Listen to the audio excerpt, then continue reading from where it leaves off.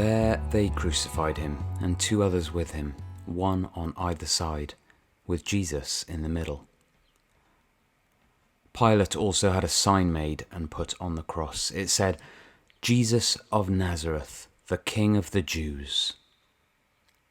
Many of the Jews read this sign because the place where Jesus was crucified was near the city, and it was written in Aramaic, Latin, and Greek. So the chief priests of the Jews said to Pilate, "Don't write the King of the Jews, but that he said, 'I am the King of the Jews.'" Pilate replied, "What I have written, I have written."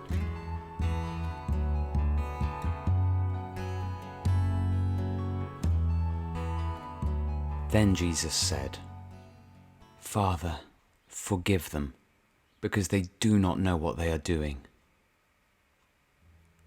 And they divided his clothes and cast lots.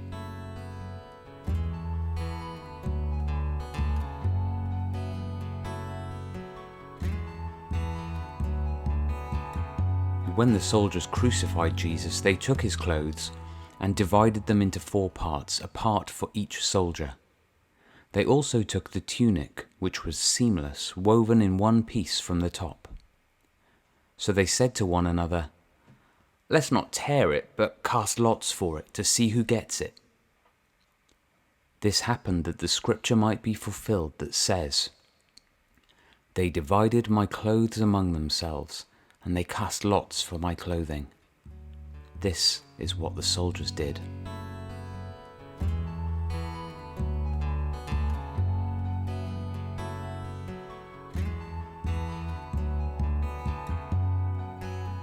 Those who passed by were yelling insults at him, shaking their heads and saying, "You who would destroy the temple and rebuild it in 3 days, save yourself. If you're the Son of God, come down from the cross." In the same way, the chief priests with the scribes and elders mocked him and said, "He saved others, but he cannot save himself. He's the King of Israel. Let him come down now from the cross, and we will believe in him. He trusts in God. Let God rescue him now, if he takes pleasure in him, for he said, 'I'm the Son of God.'" In the same way, even the criminals who were crucified with him taunted him.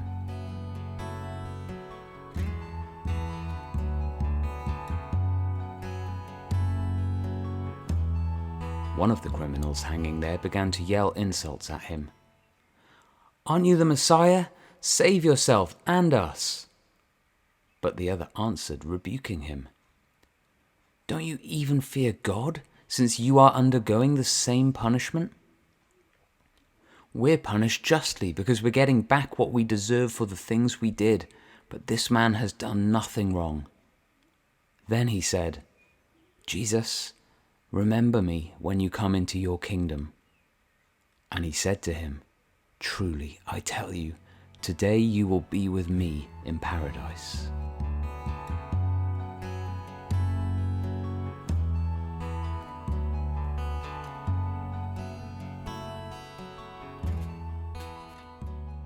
Standing by the cross of Jesus were his mother's sister, Mary, the wife of Clopas, and Mary Magdalene. When Jesus saw his mother and the disciple he loved standing there, he said to his mother, "Woman, here is your son."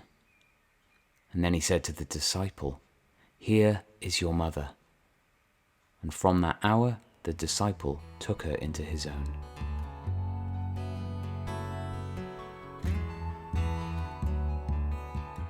From noon until 3 p.m, darkness came over the whole land.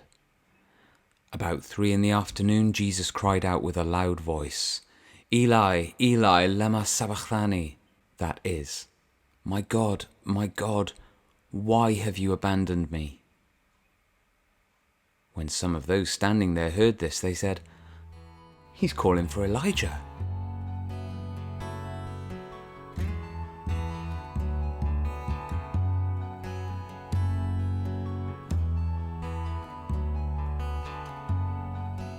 After this, when Jesus knew that everything was now finished, that the scripture might be fulfilled, he said, "I'm thirsty."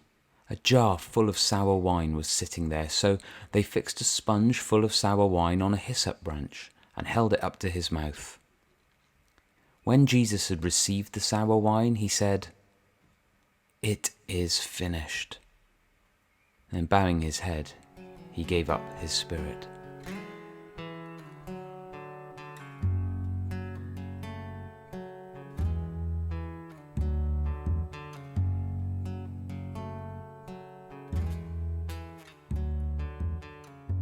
And Jesus called out with a loud voice, "Father, into your hands I entrust my spirit." Saying this, he breathed his last.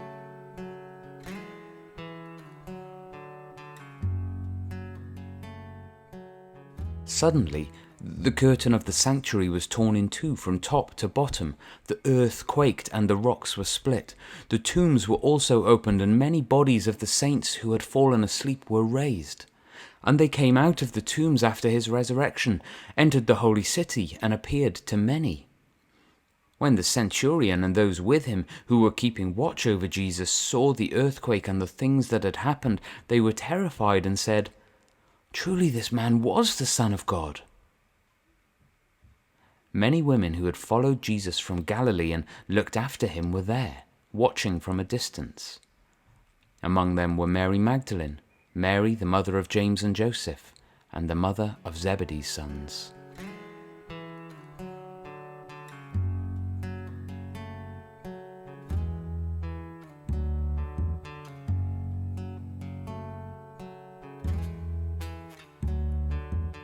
Since it was preparation day, the Jews did not want the bodies to remain on the cross on the Sabbath, for that Sabbath was a special day. They requested that Pilate have the men's legs broken and that their bodies be taken away. So the soldiers came and broke the legs of the first man and of the other one who had been crucified with him. But when they came to Jesus, they did not break his legs, since they saw that he was already dead. But one of the soldiers pierced his side with a spear, and at once blood and water came out. He who saw this has testified, so that you also may believe. His testimony is true, and he knows he is telling the truth. For these things happened so that the scripture would be fulfilled. Not one of his bones will be broken. Also, another scripture says, "They will look at the one they pierced."